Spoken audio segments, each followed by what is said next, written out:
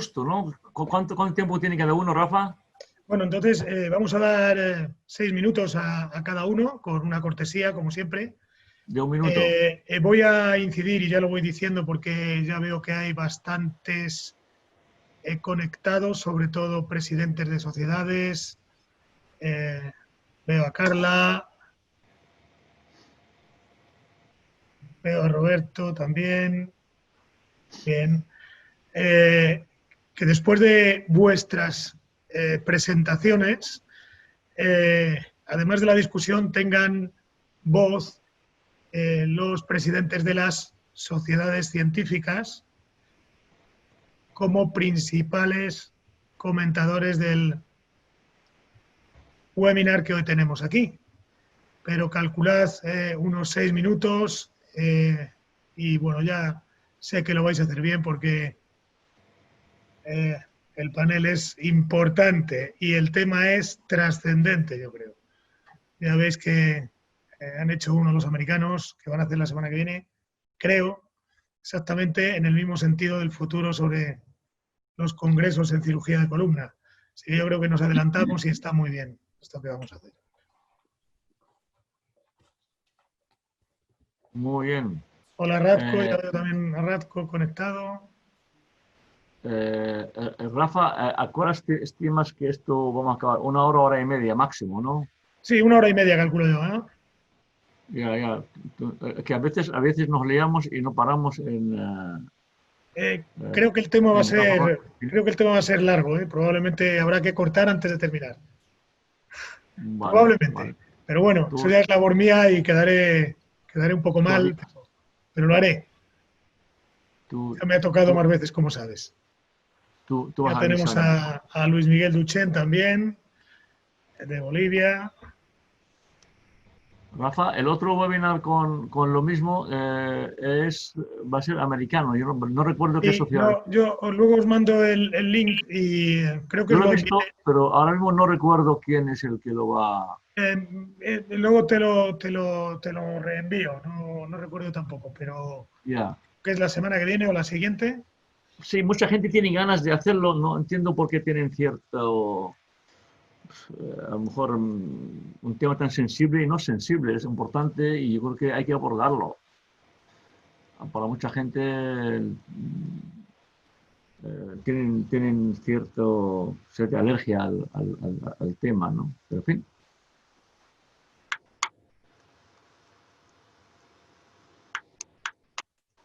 Doctor González, estamos listos. Sí, podemos comenzar cuando queráis. Pues bien, si me das la palabra, Anita, tú mandas y comenzamos. ¿Te parece? Te quedan 30 segundos. 30 segundos, venga. Tienes razón, Jani. Hay que ser puntuales, pero no excesivamente puntuales. Sí, veo que se está conectando mucha gente. Aló, buen día. Buen día, doctor Marcelo. Hola. Buen día. Perdonen la puntualidad. ¿Qué os parece? Buenas tardes a todos. Buenas tardes en Europa. Buenos días en Iberoamérica. Vamos a hacer este webinar, que es uno de los tantos que llevamos haciendo en Silaco, sobre un tema importante que es el presente y futuro de la educación médica continuada, la educación, la investigación y, sobre todo, algo que yo pienso que es trascendente, que es la colaboración entre la industria y las sociedades científicas y los cirujanos para que sigamos trabajando unidos, porque de esta manera, win-win, como dicen los sajones, es la única manera que podemos progresar todos juntos. Hemos invitado a panelistas importantes de 4 empresas importantes que trabajan en todo el mundo. Virginia Blanco, que está aquí con nosotros, de Johnson & Johnson. Juan Carlos Paglietti, está aquí también con nosotros. Renaud Duchén y Carlos González, que también está aquí con nosotros. Empresas, Stryker, Spineart, Johnson, Medtronic. Y tenemos también a presidentes de sociedades ibero-latinoamericanas. Vamos a dar voz importante a Antonio Martín Bayoc, presidente de la Sociedad Española de Columna, a Jorge Ramírez, expresidente de Silaco y importante panelista, y a nuestro presidente Hani Maili. Por tanto, yo creo que sin más vamos a empezar. También rogaré que sean estrictos en cuanto al tiempo, unos 5, 6, 7 minutos, no más. Y luego, después también daremos voz a los presidentes de las sociedades científicas de toda Iberoamérica. Vamos a empezar ya la discusión. Yo ruego también que las preguntas importantes las hagáis a través del chat y yo intentaré filtrar las más importantes en la discusión de aquello que no se haya hablado. Por tanto, si os parece, comenzamos ya con el primer ponente y Anita, si nos das paso a Virginia. Virginia, buenas tardes. Buenas tardes. Hola, muchas gracias Virginia. Y estamos todos atentos a lo que tú nos vas a exponer y explicar. Muchas gracias por estar aquí con nosotros. Gracias a ti. Un segundito que voy a compartir pantalla. ¿Lo ven correctamente? Excelente. Sí. Venga, ¿y me oyen bien? Sí. Venga. Es importante que me oigan bien porque lo primero que quería decir es que gracias a la Silaco, grandísimo agradecimiento por esta invitación. Creo que es la primera vez que me ocurre que se abra una conversación de manera tan fácil entre la industria y las sociedades científicas y es algo de agradecer. Yo hablaré en representación de España, desde Johnson & Johnson Medical Devices. Y lo primero que tengo que decir es que estoy muy orgullosa de trabajar en una compañía como esta, que decide en un momento determinado establecer una línea de trabajo y un departamento y una estructura absolutamente única y exclusivamente dedicada a la educación médica continuada. No solo está dedicada exclusivamente a la educación médica continuada, sino que además está desalineada de la parte comercial. Es decir, nosotros somos, dentro de Johnson & Johnson Institute, pura educación. Nos dedicamos a esto, a proveer de educación a ustedes que están en primera línea del cuidado del paciente y nos sentimos muy orgullosos de ello. En cuanto a nuestra relación con las sociedades científicas, para nosotros ha sido siempre prioritaria. Ahora, un poquito más tarde, hablaré de cómo nos gustaría que cambiaran las cosas, pero eso no cambia. Para nosotros, nuestra relación con la sociedad científica es prioritaria. Dentro de Johnson & Johnson Institute, a día de hoy, hay infinitos recursos educativos que consumir, más de 1.600 recursos educativos, 24 sedes de educación por todo el mundo, 5 continentes.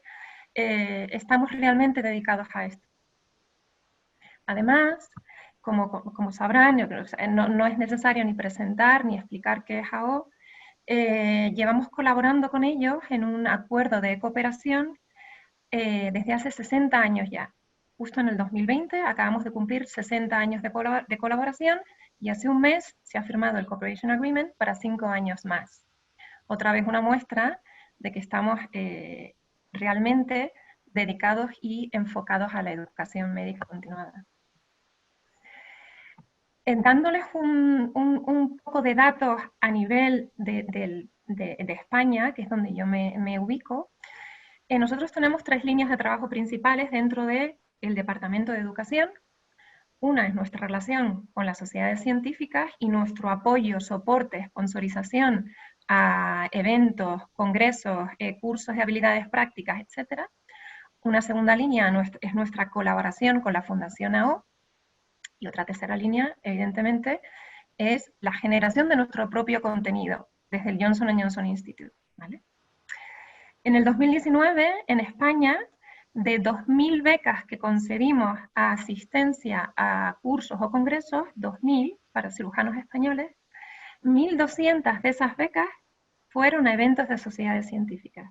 Es decir, invertimos una cantidad significativamente mayor en eventos de sociedades científicas que en AO, que es realmente con quien tenemos un acuerdo de cooperación, como les digo, muy potente, e incluso en eventos propios, ¿vale? Solo quería darle una pincelada de cómo de importante es nuestra relación con ustedes en general.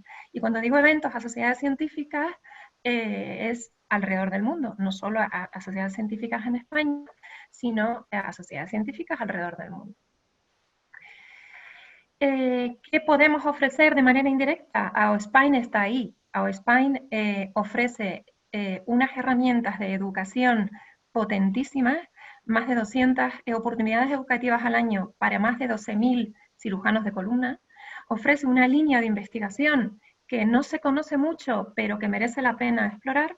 Y además ofrece una posibilidad para que ese cirujano de columna haga un networking muy válido, ¿no?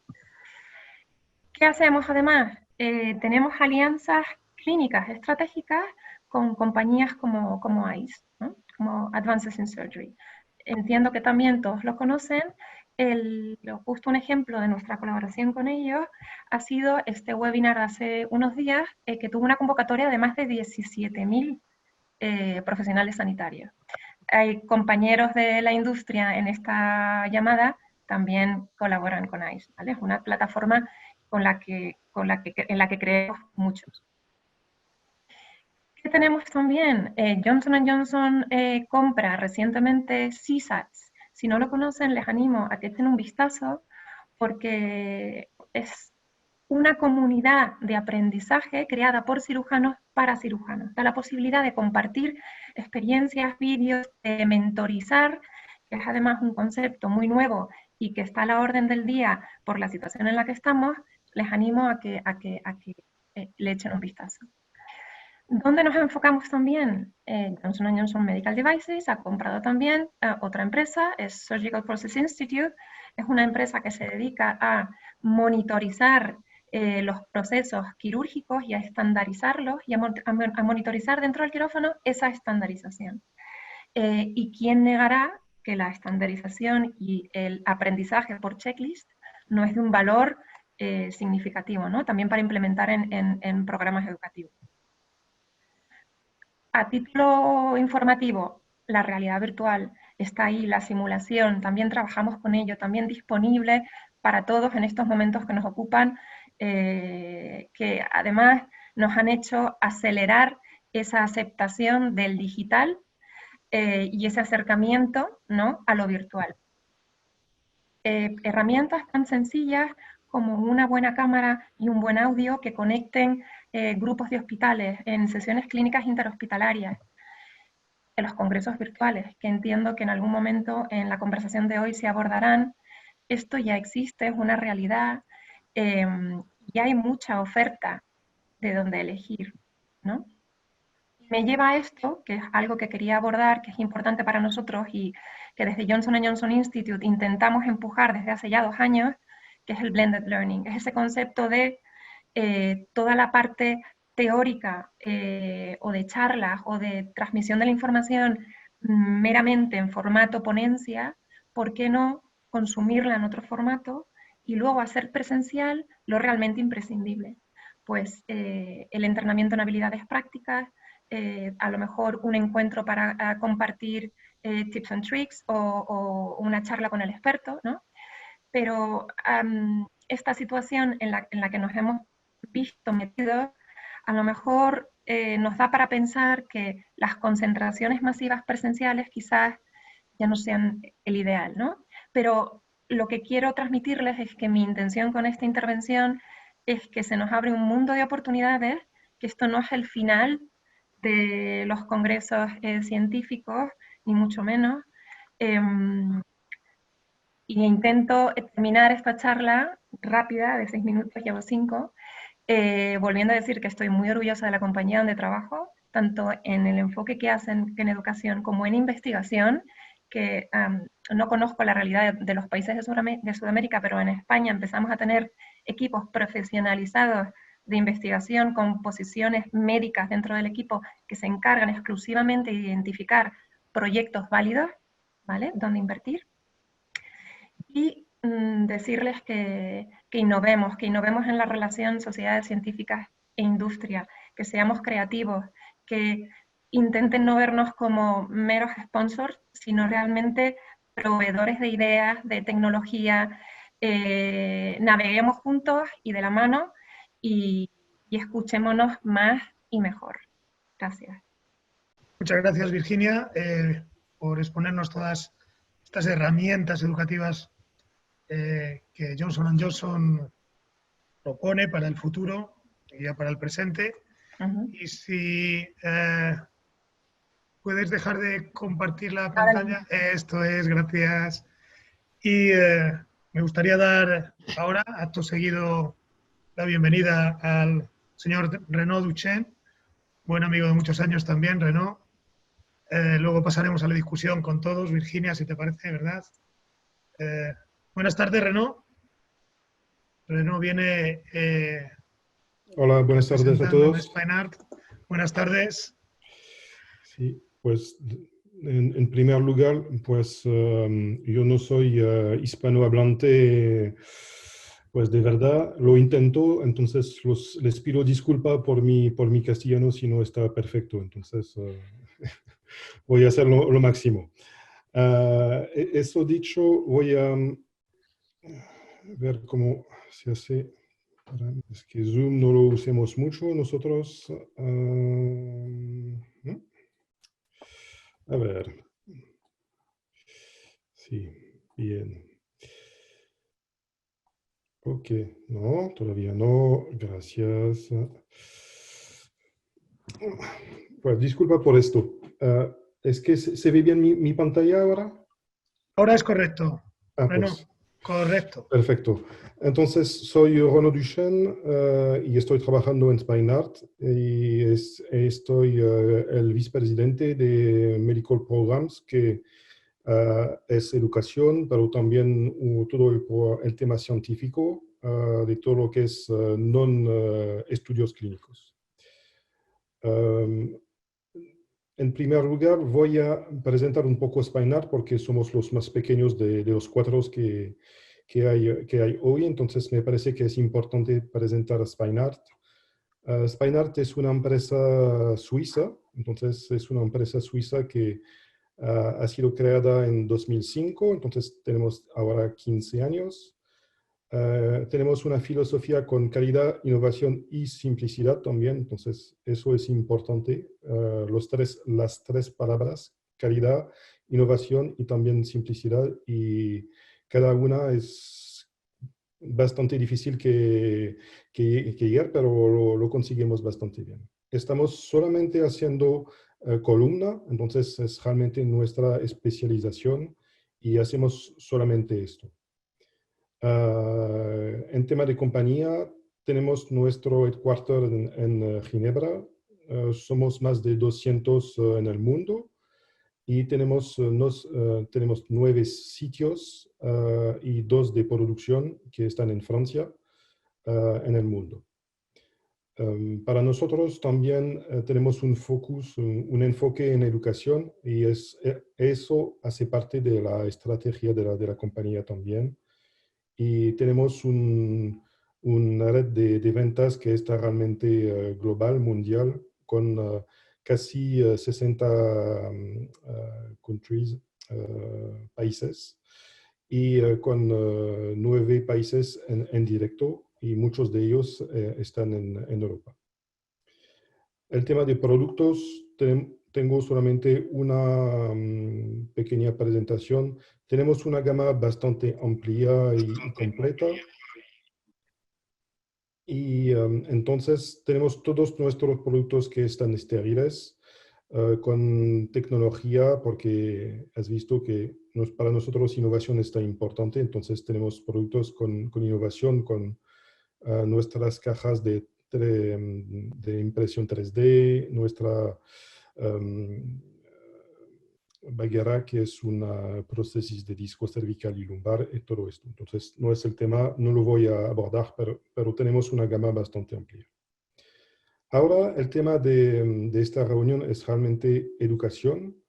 ¿Y qué tenemos? Pues, hasta que somos bastante pequeños, tenemos un programa de educación que está bastante bueno, y entonces, de momento, tenemos 3 pilares. El primer es la educación continuada por los médicos.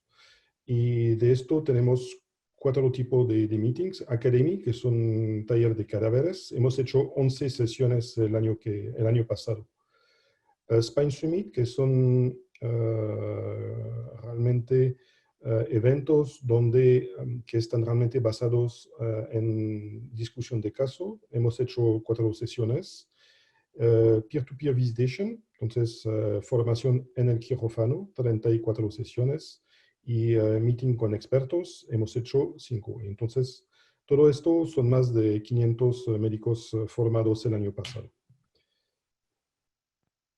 El segundo pilar para nosotros es realmente nuestra relación con las sociedades científicas, y hemos muchísimos con Eurospine, EANS, ECMIS, SFCR, DWG. Eso es muy importante, y hemos muy enfocado en todo esto, y es muy importante este partnership. No sé cómo se dice en español, pero partnership, eso es realmente importante porque esta comunidad tenemos que hacer parte de esto, y no solamente dar apoyo, pero realmente es una comunicación y un intercambio. Y también la educación del staff, entonces de nuestros empleados en SpineArt, es algo también muy importante para nosotros, para que como compañía podemos dar realmente un servicio a vosotros, pues durante cirugía o antes, para dar consejos o sugerencias o cosas así. Entonces, esto es algo también que damos mucha atención para que nuestros empleados tienen un valor para vosotros, y que no sean solamente en el campo para intentar de vender sin saber. Si vamos un poco más en el detalle, academia, entonces taller de cadáver, tenemos 4 tipos. Uno sobre deformidades, uno sobre tratamiento avanzados de... esto estaba más en tema de deformidad, pero del adulto. Una formación anterior lumbar por caja Salif y todo el material que va con esto, y un curso cervical anterior y posterior también. El segundo tipo son los Spine Summit. Pues tenemos varios tipos. Spine Summit nacionales. Tenemos esto en nuestros países más importantes, como España. Tenemos también Spine Summit para cirujanos jóvenes. Eso lo hacemos en Estados Unidos y en Francia de momento. Lo hemos hecho el año pasado. Y tenemos también un International Spine Summit, que es un evento que permite de tener todo el mundo en el mismo lugar, intercambiando con casos clínicos y con algunas presentaciones también. PPV, bueno, ya sabe lo que es. Tenemos centros de excelencia que estamos usando para hacer educación sobre una técnica, un abordaje, y entonces tenemos centros que tienen diferentes técnicas, y también con varios idiomas, lo que es importante para educar en el idioma propio de la persona que tiene que educarse. Pues, ¿qué ha pasado con el COVID-19?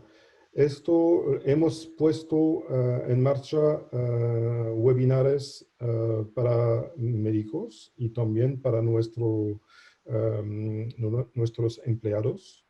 Entonces, webinares, ya hemos hecho 4 sesiones, y para médicos ya verás que ya tenemos más. Y webinares para staff, ya hemos hecho 16 sesiones y más de 600 empleados, pues, entonces más de 600 participantes, porque empleados han participado a varios. Todo eso dicho, los 2 próximos que tenemos van a estar en español.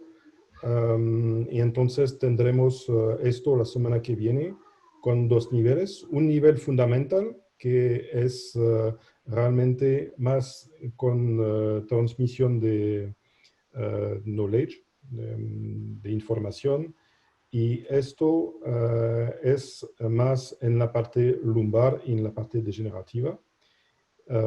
¿Qué estoy diciendo? Eso son fracturas, sí, disculpa. Y después intercambios expertos que van a estar en este caso en osteotomía. Y pues todo esto tendremos muchísimos más entre ahora y al final del año. Entonces, si necesitas más informaciones, se puede ver lo que pasa en nuestra página LinkedIn, donde está todo puesto y todo con toda la información que hace falta. Pues muchísimas gracias y muchísimas gracias también que invitar a Spinart a esta sesión del SILACO, que es algo que realmente es la misma, es un placer y un honor de estar en este webinar. Pues gracias. Bien, muchas gracias, señor Renaud. Renaud, por favor, si puedes dejar de compartir pantalla, esto es. Y vamos a pasar también ahora a Jorge Martínez. Jorge, no sé si te he visto por ahí. Hola, buenas tardes. Buenas tardes, Jorge. Todos, Ahí te veo, Jorge, de Medtronic. ¿se Muchísimas gracias. Te damos paso y palabra. Perfecto. Pues lo primero, ¿se me ve y se me oye correctamente? Sí. Perfecto. Perfecto. Pues nada, lo primero, muchísimas gracias por la oportunidad y por invitarnos a participar en esta interesante charla junto con nuestros compañeros de la industria. Nada, voy a intentar ser lo más conciso posible porque yo creo que esto es un tema que da para mucho, pero voy a intentar ceñirme al tiempo que tenemos.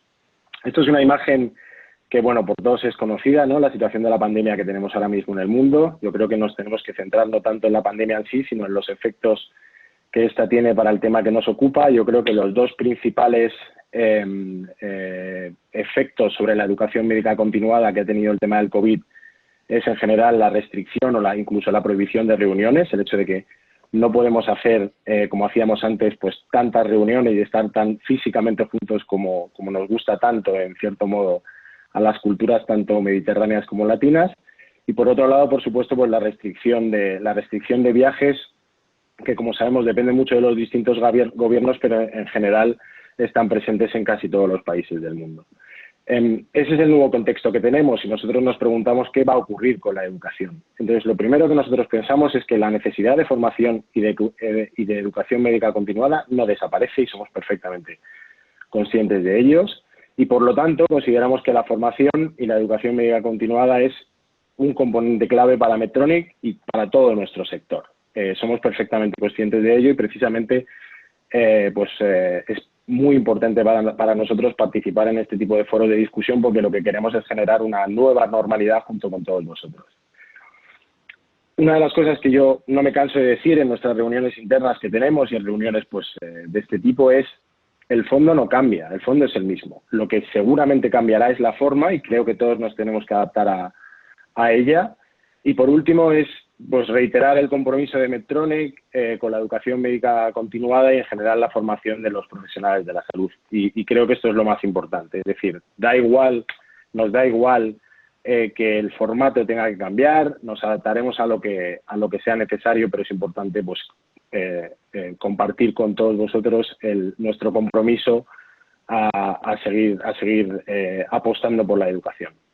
Entonces, pues hemos intentado adaptarnos de la forma más rápida, incluso hemos generado una visión para todo lo que tiene que ver con educación en tiempos de COVID. Nosotros, como creo que todos ustedes ya conocen, somos una compañía totalmente comprometida con el valor, comprometido con el concepto de valor en salud y queremos que esto sea aún más así después de COVID. Con respecto a la parte de educación, lo que queremos es seguir desarrollando y ofreciendo modelos de educación mixtos, de primer lugar en el que los outcomes de pacientes estén en el centro. Eso es lo más importante para todos nosotros. Y ahora quería compartir un poco con vosotros qué es lo que esperamos en el corto plazo. Y cuando me refiero a corto plazo, me refiero a ya en estos momentos que estamos viviendo. Es algo que está muy basado en España, esta presentación, pero en general es bastante replicable a los distintos países. Y me refiero a corto plazo, tanto las últimas semanas como las semanas que están por venir. Una de las cosas que para nosotros es muy importante es no intentar definir un futuro nosotros solos. Hemos hecho durante estas semanas muchas consultas, muchas surveys, y hemos hablado pues con miembros y stakeholders importantes dentro del mundo de la educación médico continuada. Hemos hablado con sociedades científicas, que es imprescindible para nosotros. Menciono la GER, menciono la Sociedad Española de Cardiología, tan importante también para nuestra compañía. Hemos hablado con universidades, estamos en continuo contacto con universidades de prestigio como el Instituto de Empresa, ESADE, etcétera, etcétera, porque evidentemente ellos también tienen mucho que decir en todo esto. Y también nos hemos puesto en contacto pues con otras empresas del sector, como American Express, Viajes Pacífico, otros proveedores que evidentemente también pues son pilares fundamentales en todo lo que tiene que ver con la educación médica continuada, especialmente presencial. Y bueno, pues entre todos hemos definido un nuevo contexto que hemos resumido en este cronograma, y que yo creo que es bastante visual y bastante fácil de ver lo que nos está ocurriendo y cómo pensamos que nos va a afectar. Como todos sabemos, el primer caso de COVID fue el 31 de enero, un turista en La Gomera. Básicamente, hasta finales de febrero no tuvimos el primer caso en la península, que fue un poco cuando se desataron todas las alarmas, y entre esa última semana de febrero y la primera semana de marzo es cuando se empezaron a generar distintos hitos. Uno de los primeros congresos que se canceló fue el Congreso Ritmo, un congreso muy importante en el mundo de la cardiología, que se canceló el 3 de marzo.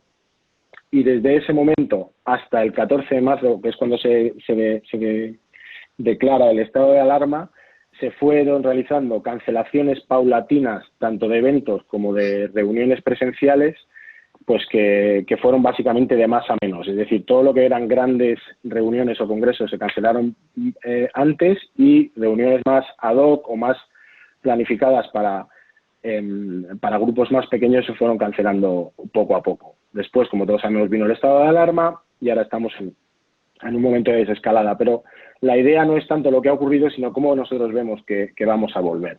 Y nuestra visión es básicamente que vamos a volver en un camino similar al que ya hemos andado. Es decir, no esperamos que lo primero que se deshaga, no sé si ven mi puntero, no esperamos que lo primero que se realicen sean grandes congresos. Es decir, no esperamos que ahora la nueva normalidad sea exactamente lo que hacíamos antes, sino esperamos a ir volviendo poco a poco en el mismo camino en el que hemos andado. Yo creo que aquí hay un par de ejemplos bastante significativos. Nosotros hemos estado, en general, en nuestro sector, nuestros técnicos o personal de ventas que da soporte clínico o soporte en quirófano ha estado varias semanas casi sin asistir, y desde hace 15 días, 3 semanas, en función de las provincias o en función de los países, se está volviendo a dar ese soporte, ¿no? Estamos, digamos, deshaciendo el camino andado con respecto a COVID. También hemos visto que hay comunidades autónomas que están flexibilizando las reuniones, etcétera, etcétera. Estamos, digamos, volviendo, pero no volvemos de un único golpe a lo que era antiguamente, sino que estamos volviendo poco a poco.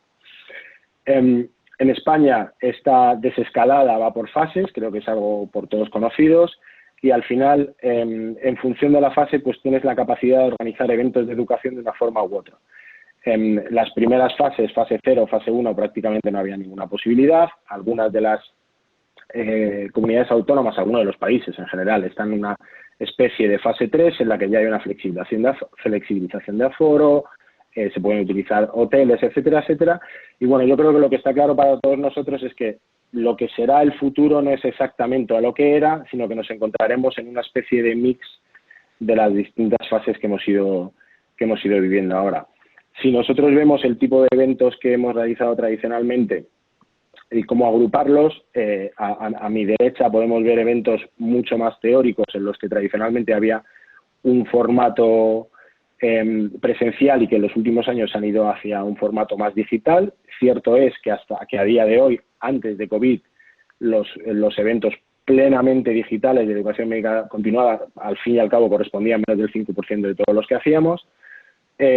Y nos vamos yendo en distintos grupos hacia incrementando la presencia de discusión clínica o incluso de proctorship en ese tipo de eventos, hasta llegar a los eventos que, bajo mi punto de vista, tienen más valor en el mundo de la columna, que son eventos en los que incluye una parte teórica, una parte experimental, puede ser cursos de cadáveres, etcétera, etcétera, y una parte clínica. Son los que en estos momentos más afectados se han visto por el tema del COVID, pero no significa que en el futuro no podamos hacerlo, porque sin duda queremos seguir apostando por ello.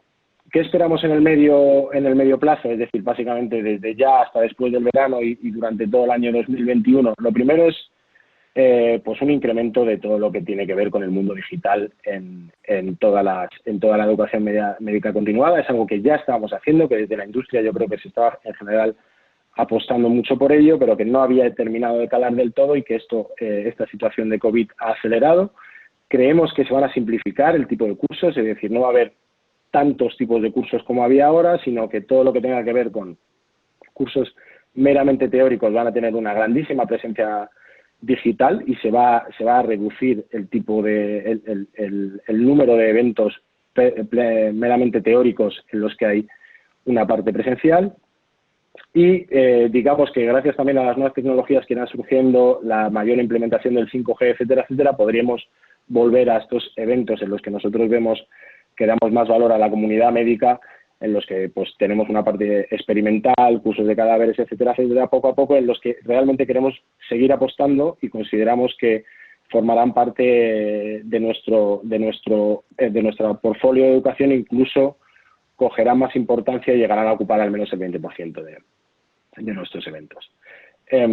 Por mi parte nada más, muchísimas gracias una vez por la oportunidad y esperando si hay alguna pregunta en el turno de preguntas.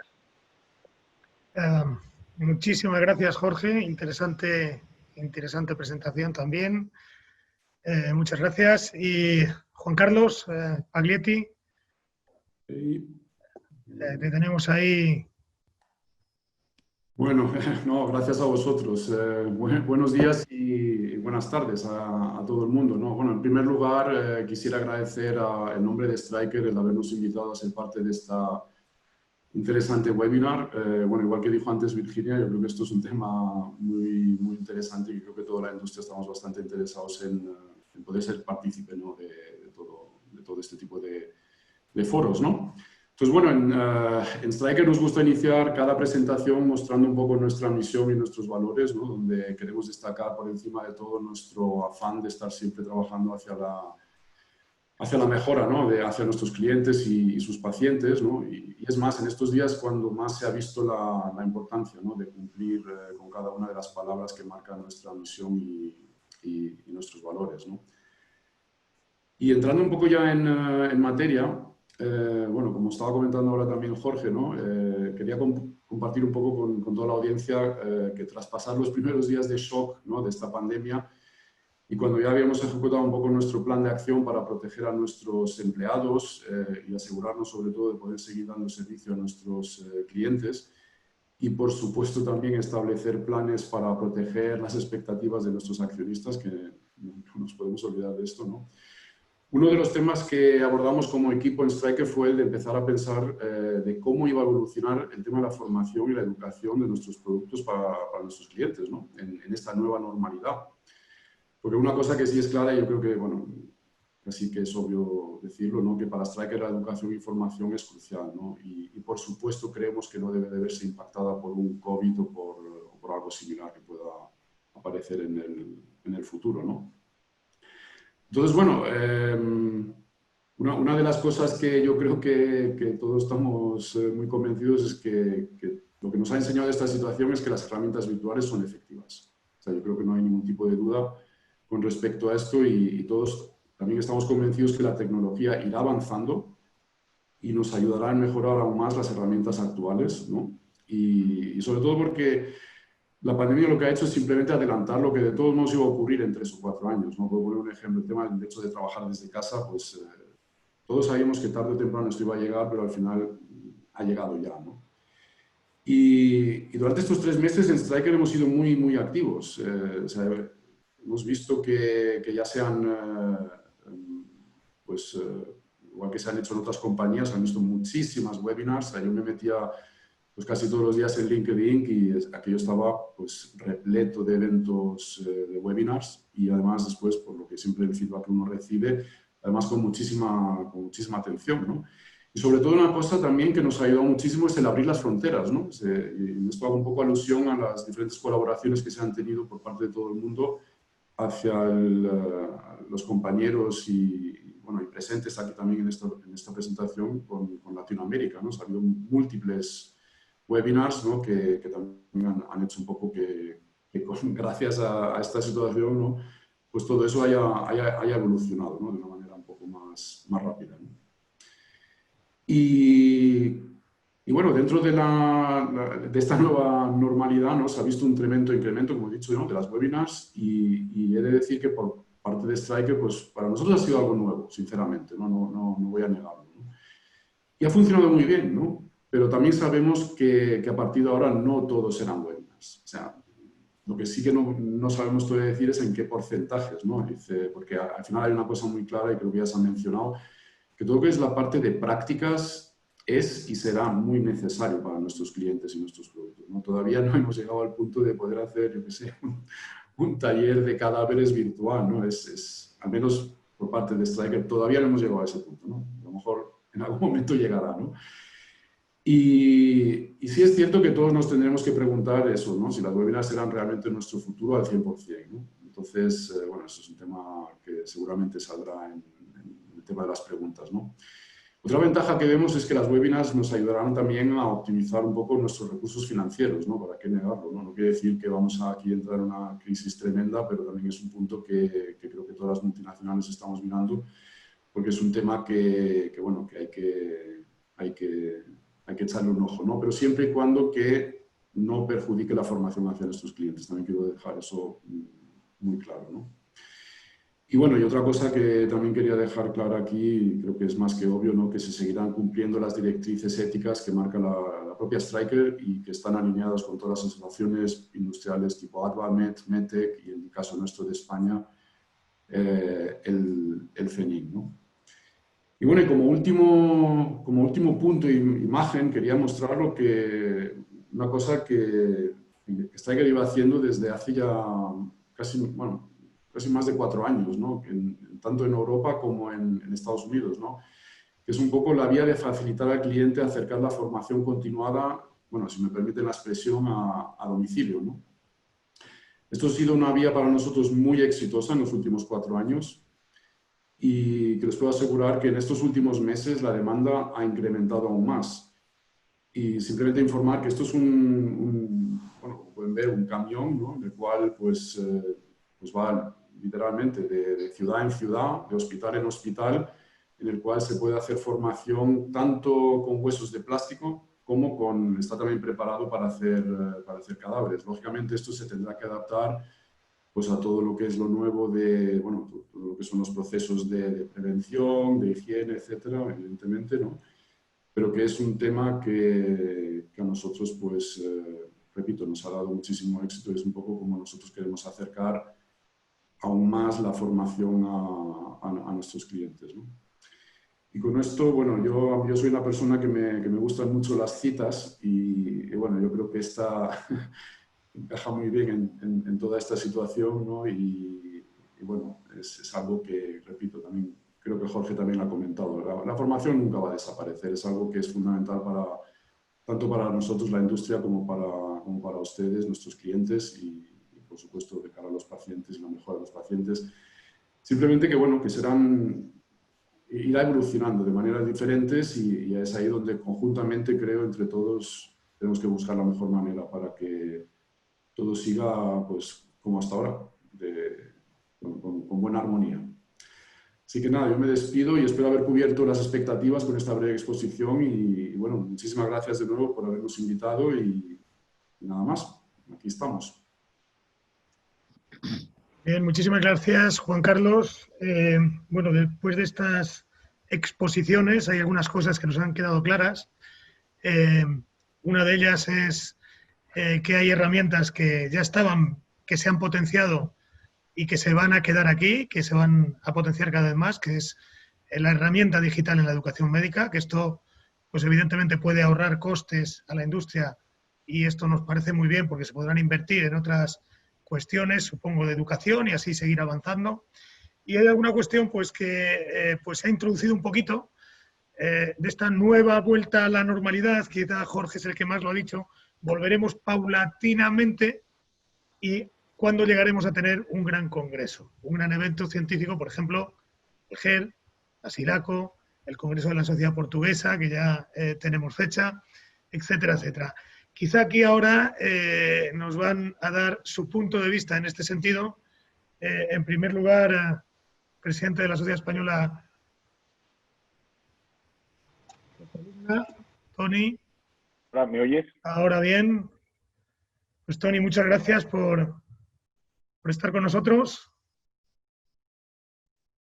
Compartimos Sí, pantalla, ¿vale?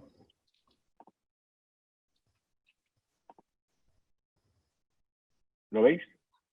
Quizá tú eres el primer implicado en una sociedad, en un congreso de una sociedad científica importante. A ver tu visión y cómo ves la problemática. Tony, muchísimas gracias por estar con nosotros. De nada. Muchas gracias a SILACO por la invitación.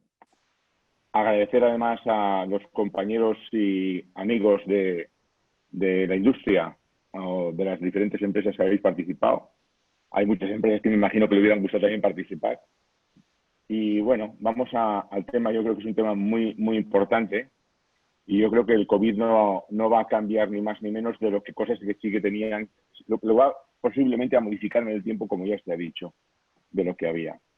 Bien, en primer lugar, yo creo que además hay una circunstancia que tenemos que tener en cuenta, y esto nos hace una situación un poco diferenciadora con respecto a otras sociedades, en el sentido de que la cirugía vertebral en sí es una especialidad un poco entre varios ríos. Dentro de incluso de lo que sería el tema de la traumatología, tal como está considerada, el volumen de recursos que empleamos, etcétera, etcétera. Pese a todo, dentro del contexto de que tenemos un volumen de atención de pacientes muy importante, con mucha prevalencia, y al número de profesionales implicados, médicos y tanto desde el punto de vista de la industria, pues resulta que posiblemente no seamos tan numerosos. Y eso también va a ser un modelo de sociedad que comparada con otras tan numerosas, podamos estar situados en una situación distinta a lo que, por ejemplo, sería una sociedad norteamericana o una sociedad como podría ser perfectamente la sociedad de la SECO, en cuanto al volumen y al número. Por lo que antes habéis comentado algunos de vosotros en cuanto a la reincorporación, igual que está pasando en diferentes fases lo que está ocurriendo. Bien, yo creo que es un tema que hay que tener muy en consideración. A ver si puedo pasar las diapositivas, que ahora no pasa, lo siento. A ver si, bueno. Yo simplemente quiero hacer desde el punto de vista, creo que era interesante el mostrarlo, pero relativamente rápido, sobre todo un poco cómo se ha ido modificando en los últimos años en lo que es la sociedad que nos implica ahora, que es la Sociedad Española de Cirugía de Columna. Y aportar ciertos datos fríos, evidentemente económicos, pero que al fin y a la postre es lo que estamos hablando. Y vamos a hacer un recorrido por diferentes años, en el cual veíamos en el año 15, no voy a poner cifras, sino únicamente un barrido de la participación de diferentes empresas, unas multinacionales con representación directa en el país, otras son distribuidoras con unos comportamientos, con algo que habéis comentado, distintos y consideraciones como lo que habéis nombrado del tema del CENIR. Creo que todos entramos dentro de una situación bastante ética, todos en general, y eso lógicamente sí que me gusta recalcarlo y matizarlo. Si veis en el 2015 habían 48 con diferente volumen, evidentemente, de compañías que estaban participando. En el año 16 y 17, el año 16 hubo una bajada importante de compañías, luego volvió a subir nuevamente a 38, con una situación en las cuales los grandes grupos están citados, no voy a nombrarlos porque creo que los podéis leer perfectamente en las diapositivas, en cuanto a la aportación, a nosotros que luego haremos una situación de cuál es verdaderamente nuestro objetivo como sociedad. En el año 18, una situación otra vez de cierto repunte, pero fijaros como en el año 19, el año pasado, el año 2019, pese a que era una reunión conjunta con SILACO y no había COVID ni había nada, ya solo habían 29 compañías representadas en lo que era la situación del Congreso. Y eso implica una circunstancia de disminución, a veces por desaparición, por fusiones, etcétera. cuando los números finales, si los estáis viendo al final, prácticamente no habían presentado modificaciones. Estas gráficas yo creo que son importantes, no solo desde el punto de vista de la inversión, sí, y además voy poniendo diferentes compañías, además algunas de ellas, como todos sabéis, han sufrido modificaciones internas importantes. Mirad, esta sobre todo quiero hacer hincapié en la participación que han tenido en nuestra sociedad, en las modificaciones que paralelamente, sobre todo de inversión, de esfuerzo y tiempo, en el tema de educación como sociedad. Mirad cómo sobre todo esos tonos calabazas o amarillos, evidentemente han ido ahí incrementándose en unas más, en otras compañías menos, pero sobre todo, como veis, de derecha hacia izquierda, se han ido incrementando en las diferentes compañías que estáis viendo.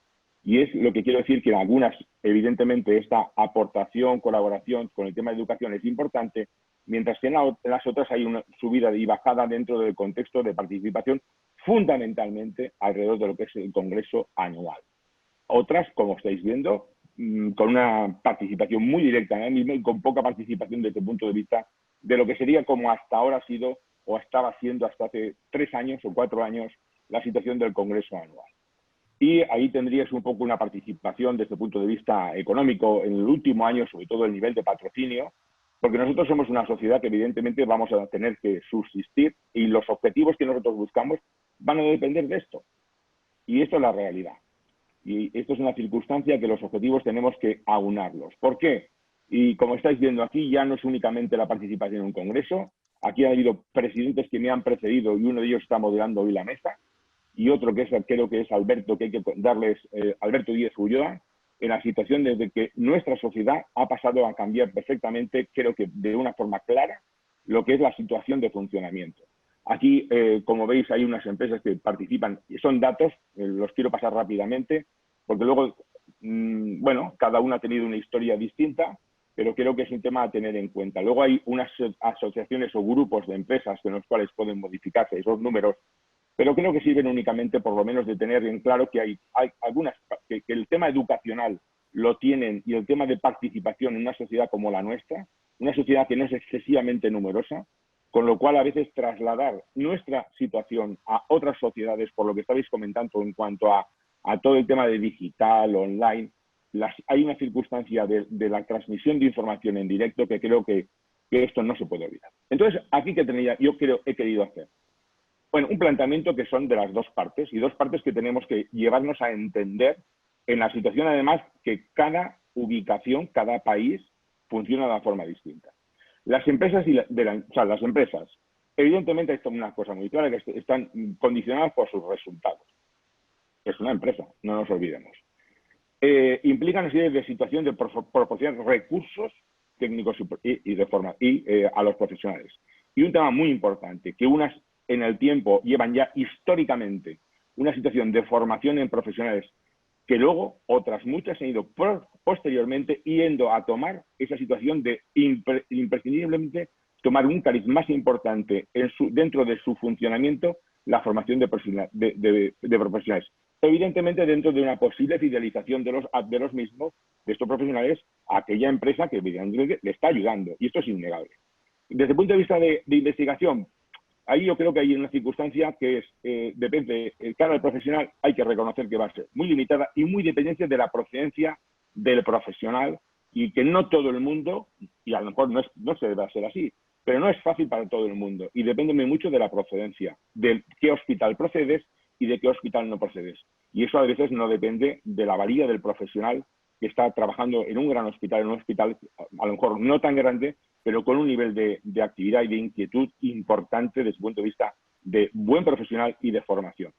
Nosotros como sociedad científica, evidentemente somos una sociedad no con ánimo de lucro, eso está muy claro, y que evidentemente durante muchísimos años hemos tenido una situación de intercambio y transmisión de conocimientos. Hemos sido, creo que, una sociedad de las que más se ha, digamos, distinguido por el tema de rigor y metodología, sino hay que ver la selección de trabajos para poder ser presentados, que es muy importante. Y en los últimos años, y esto no es un tema mío, es un tema de los presidentes que me han ido precediendo, el tema de la importancia de la formación, con una situación que también hay que tener en cuenta que al profesional hoy en día, y en mi modelo de país, que es España, hay una situación de visión y de prestigio personal que es lo que nosotros podemos tener. ¿Qué ofrecemos a los profesionales? Hasta hace unos pocos años, verdaderamente nos estábamos haciendo una restricción a lo que era la reunión anual de la sociedad. Pero esto yo creo que ha cambiado, y sobre todo por los últimos presidentes que creo que han hecho una labor importantísima con el tema del diploma europeo, que es un curso teórico-práctico, en asociación, además, con otras sociedades como es la sociedad portuguesa. Además, hoy tenemos aquí a Carla, que es representante de la misma, y yo creo que en los últimos años hemos visto incluso cómo hay lista de espera de profesionales para poder asistir a estos diplomas. El diploma avanzado, que es una de las cosas negativas que ha tenido el COVID, que este año pues hay que reconocer que se ha ido un poco, por decirlo de una forma sencilla, que se ha ido por el aire. Hemos puesto ya en marcha un curso básico que depende de formación propio de la sociedad, un curso online que está ahora ya puesto en marcha, como no, online.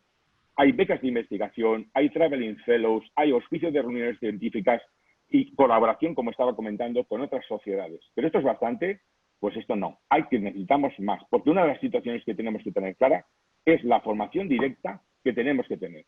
¿En base a qué? Habéis nombrado algunos de vosotros circunstancias y podemos llamarlas tutorías. No hay nada como la formación desde el punto de vista directa del profesional con el otro profesional que le puede transmitir directamente de cómo se hacen las cosas y cuál es su experiencia en el tiempo. Eso no se puede sustituir. Los teórico-prácticos, por supuesto. Casos clínicos, para ver qué se ha hecho bien, qué se ha hecho mal y cómo aprender de ello. La realización de técnicas en cadáver. Eso para mí, en mi experiencia personal, es de las cosas más importantes y que de ninguna forma se puede ni sustituir ni se debe de perder. Y se debería de incrementar, porque además el número de participantes es limitado. Como haya más de 2 por cadáver, estamos perdiendo el tiempo, el dinero y el esfuerzo que realizamos. Y hay otra cosa que tomar en cuenta y es la incorporación de profesionales en formación a unidades temporalmente o a equipos que le puedan transmitir o ayudar a avanzar en su nivel y en sus skills profesionales desde el punto de vista. Pero no podemos olvidar que estamos en un sistema público de salud y es lo que tenemos, con un sueldo a final de mes que va a ser el mismo para todos. Tenemos nuestras reglas y unas posibilidades. Y esto no es trasladable a otras ubicaciones, a otros países u otros términos. Y a veces tenemos situaciones aplicadas que nos vienen de fuera y que verdaderamente chocan con la realidad nuestra de todos los días y de todos la mayoría de hospitales. Tenemos nuestras reglas, nuestras posibilidades. Hay una cierta imposición de estrategias particulares que verdaderamente poco compartidas porque dificultan la funcionalidad de ese objetivo que vamos buscando. Que como antes ha nombrado uno de vosotros, que creo que es muy importante, es mejorar la calidad de la atención al paciente. Hacer lo mejor todavía. Evidentemente buscando medicina basada en evidencia, y eso muchas veces no es únicamente que te lo pueda contar alguien y más ahora delante de una pantalla, que me parece fenomenal. Pero eso tiene una transmisión directa del tema. Hay que formar a los profesionales e implementar sus habilidades, pero eso es en directo. Y además hay una circunstancia en esta patología que ya lo hemos, digamos, puesto en evidencia y nos preocupa a muchísimos de los profesionales de esta sociedad, que hay que atraer y enganchar a futuros profesionales de esta patología vertebral, porque eso no está produciéndose. Y aquí hay una labor conjunta que tiene que llevarse adelante. Y desde un punto de vista desinteresado, a tener en cuenta que, bueno, aquí me operará cuando me toque el día de mañana, porque es que vemos una escasez de formación que no es desdeñable. Hay que intentar permitir y favorecer el desarrollo futuro de la especialidad el día de mañana. Hay que buscar técnicas, evidentemente, y procedimientos clásicos que muchas veces nos ceñimos a lo más moderno, a la última tecnología, pero lo de todos los días debe de saberse hacerse también. Es un recurso, entre comillas, importantísimo para poder hacerlo. Las nuevas tecnologías, tanto desde el punto de vista de formación como de la práctica diaria. Hay que desarrollar ideas y aquí pongo interrogantes porque a veces hay muchas dificultades en las grandes compañías en poder acceder a que eso se ponga en marcha. No a escuchar, sino a que se ponga en marcha. Y en cambio, otros modelos de compañía tienen una situación de un trato más directo que al profesional de todos los días, al de a pie, nos favorece el poder hacerlo. Y eso me preocupa esa diferenciación. Hay que intentar eliminar trabas intermediarias en la relación de industria y profesionales. Y porque al final los objetivos son los mismos, o debieran de ser los mismos, o velar por lo mismo. Hay que racionalizar el uso y abuso, coste y resultados para todos de la metodología que realicemos y que empleemos. ¿Qué ha pasado con el COVID-19? Bueno, pues y un poco para terminar, todo esto lo que ha ocurrido es que ha cambiado el orden, lo ha agitado todo y yo creo que habrá que sacar conclusiones, como todo, porque además, como estamos viendo en nuestro propio país, en cada sitio va a una marcha, a una velocidad, y a veces no únicamente por situaciones de sentido común, sino por una indicación de otro tipo, digamos, por no entrar en temas de nombrar la política administrativo. Yo creo que es decir, hay que ayudar a poner en marcha medios utilizados como complementos a lo que estamos haciendo. Esto posiblemente ha llevado a adelantar e incrementar distintas herramientas de trabajo, de formación como de trabajo, tanto de formación como de trabajo. Pero la patología habitual sigue estando ahí. Y eso es importante tenerlo en consideración. Nada más, gracias. Muchas gracias, Tony.